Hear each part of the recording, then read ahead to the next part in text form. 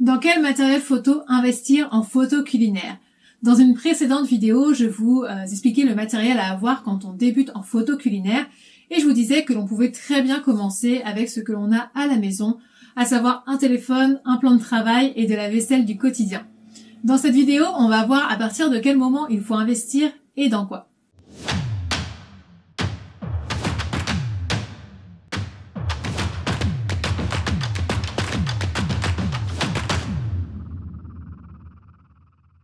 Bonjour, je suis Mélanie Roussel, styliste et photographe culinaire, aussi connue sous le pseudo Les Recettes de Mélanie. Je forme et accompagne les passionnés de food à réaliser des photos alléchantes pour qu'ils puissent enfin vivre de leur passion. Donc si la photo culinaire vous intéresse, abonnez-vous en cliquant sur le bouton rouge juste en dessous, ici ou là, pour ne rien manquer. Je publie une vidéo tous les samedis. Et avant de passer au contenu de cette vidéo, je vous informe aussi que vous pouvez télécharger mon guide sur le matériel en photo culinaire gratuitement en cliquant sur le lien sous cette vidéo.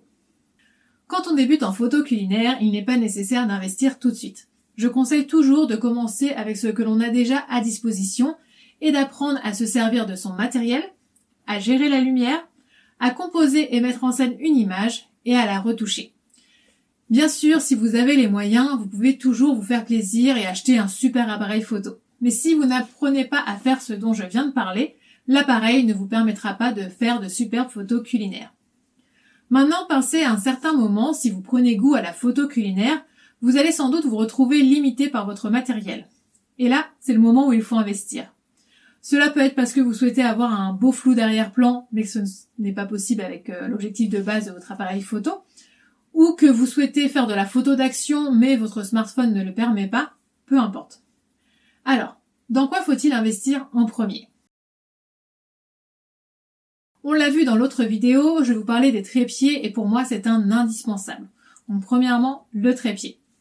Si vous shootez avec un smartphone et en sentez les limites, je vous recommanderais de passer sur un appareil photo de type réflexe ou hybride, c'est-à-dire un appareil où l'on peut changer l'objectif. Cela permet d'utiliser un objectif à la photo que l'on souhaite créer. L'objectif est aussi important, voire plus important que l'appareil ou le boîtier en lui-même. L'objectif que je recommande en photo culinaire, c'est le 35 mm quand on shoot avec un appareil APS-C. Si les termes APS-C et plein format ne vous parlent pas, j'essaierai de vous trouver un article que je vous mettrai dans la description qui vous explique la différence entre les deux formats. Et ce n'est pas l'objet de cette vidéo, donc je vais pas forcément en parler, mais si cela vous intéresse de connaître la différence, faites-le moi savoir dans les commentaires et je ferai peut-être une vidéo à ce sujet.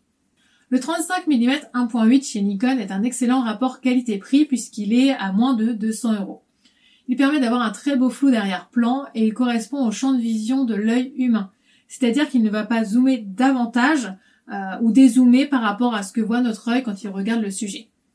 Chez Canon, malheureusement, il est plus cher et le meilleur rapport qualité-prix, ça va être plutôt le 50 mm 1.8.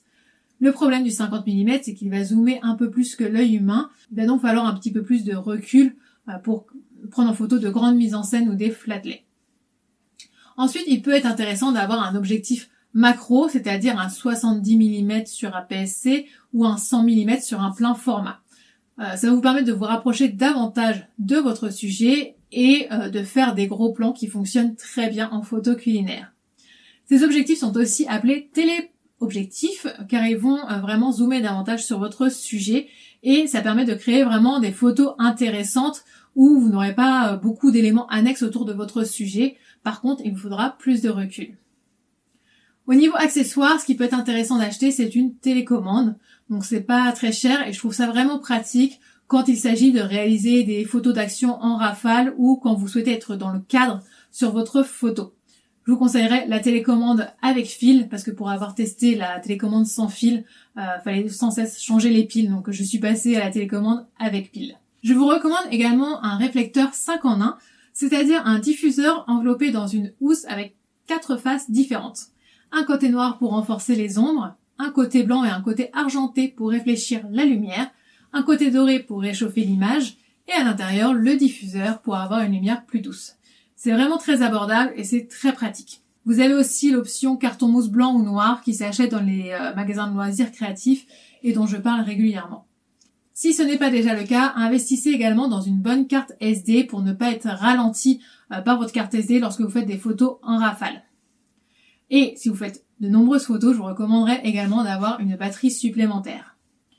Si vous souhaitez shooter en mode connecté, il vous faudra aussi un câble pour relier votre appareil à votre ordinateur. Ça, c'est vraiment très pratique pour pouvoir voir où l'on fait la mise au point, pour pouvoir s'assurer qu'il n'y a pas de défaut et pour pouvoir déjà appliquer les retouches, en tout cas une première retouche qui permet d'avoir une idée du rendu final. Je trouve vraiment ça très pratique et notamment quand on commence à devenir professionnel, pour moi, c'est un indispensable. Côté stylisme culinaire, des fonds, de la vaisselle pour varier vos mises en scène. Encore une fois, choisissez de la vaisselle mate, plutôt dans les tons neutres et de petite taille. Cela sera beaucoup plus facile à utiliser dans la plupart de vos shootings. Pour retrouver tout le matériel photo avec les références que je recommande selon votre niveau, téléchargez mon guide sur le matériel en photo culinaire gratuitement en cliquant sur le lien sous cette vidéo. Si vous avez aimé cette vidéo, mettez-moi un commentaire et un petit pouce, cela m'aide énormément. En attendant, je vous souhaite une très belle journée et à samedi prochain.